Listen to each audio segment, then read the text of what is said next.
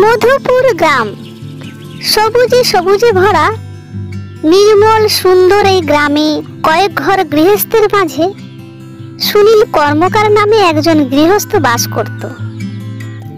সুনীলের বাবা মা অনেক দিন আগে গত হয়েছেন। সুনীলের স্ত্রী রমলা স্বামীর কাছে রূপের লক্ষ্মী হলেও গুণে সরস্বতী হয়ে উঠতে পারেনি।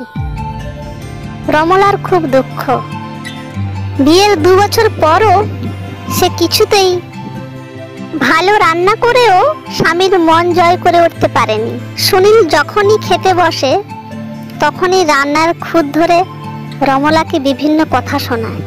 বিয়ের প্রথম কোনো কিছু বলতো না সুনীল, কিন্তু হঠাৎ করে একদিন সে দিনটার কথা মনে পড়ে।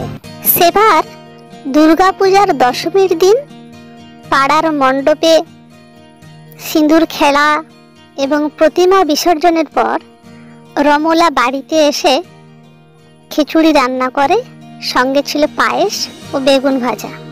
যদিও এসব রেসিপি সুনীলের কথা মতোই সে রান্না করেছিল।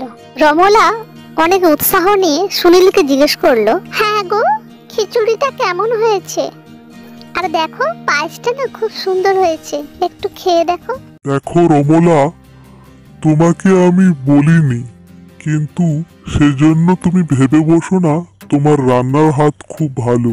আমি এতদিন বলিনি, কিন্তু আজ বলতে বাধ্য হচ্ছি, তুমি মোটেও ভালো রান্না করতে পারো না।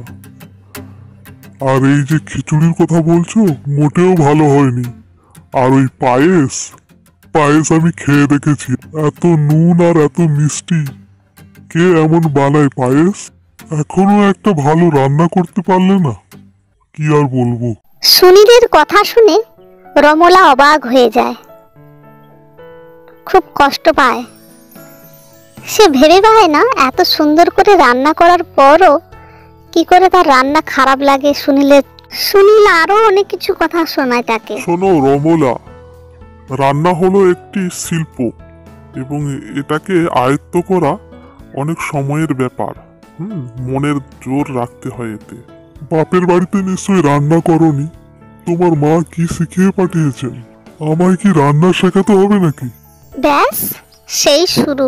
তারপর থেকে সুনীল তার রান্নার খুঁত ধরা শুরু করলো।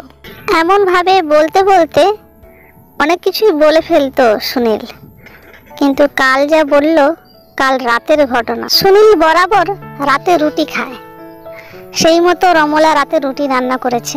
রুটি আজকে একটু শক্ত হয়ে গেছে। খেয়ে সুনীল বলতে শুরু করলো, আজ আবার শক্ত রুটি করেছো?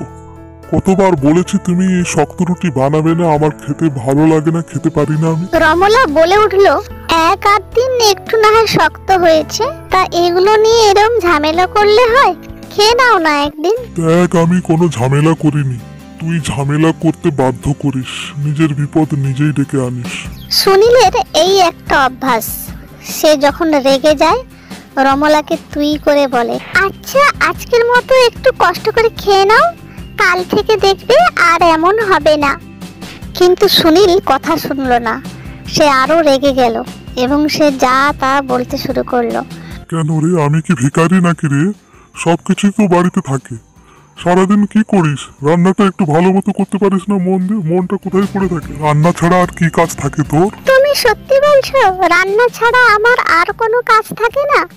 কি বলছো তুমি? সারাদিন কোথায় কোথায় থাকো? কোথায় থাকি মানে, তোর পেট ভরানোর দায়িত্ব নিয়েছি না? ওটাই তো আমার ভুল হয়ে গেছে।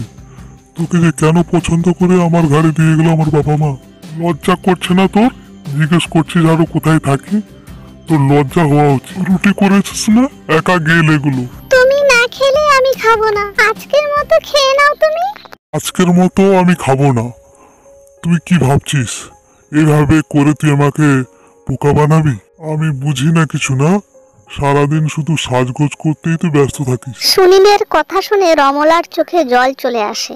সুনীল আরো বলে, কিভাবে স্বামীর মন জয় করতে হয় ভালো রান্না করে? যা, তোর বাপের বাড়ি গিয়ে শিখে আয়। তার আগে পর্যন্ত তুই এখানে রান্না করবি না বলে দিচ্ছি। সুনীল বকবক করতে করতে চলে যাচ্ছিল, আবার ঘুরে দাঁড়িয়ে বলে, ওই কি বললাম মাথায় ঢুকলো? রান্না যেন না করা হয়। কাল আবার আমাকে চেঁচাতে বাধ্য করিস না। রাগে গজগজ করতে করতে সুনীল সেখান থেকে চলে যায়। রাতে কেউ আর খেলো না, তাই সকাল থেকে রমলার মনটা খুব খারাপ। সে এবার কি করবে এই ভাবতে ভাবতে অনেকক্ষণ বসে থাকে পুকুর পাড়ে, আর সে বিভিন্ন কথা ভেবে কাঁদতে থাকে। এমন সময় সেখানে সুনীলের পিসিমা তাদের বাড়িতে বেড়াতে আসে। ও বৌমা, এখানে বসে কি করছো গো? পিসিমা,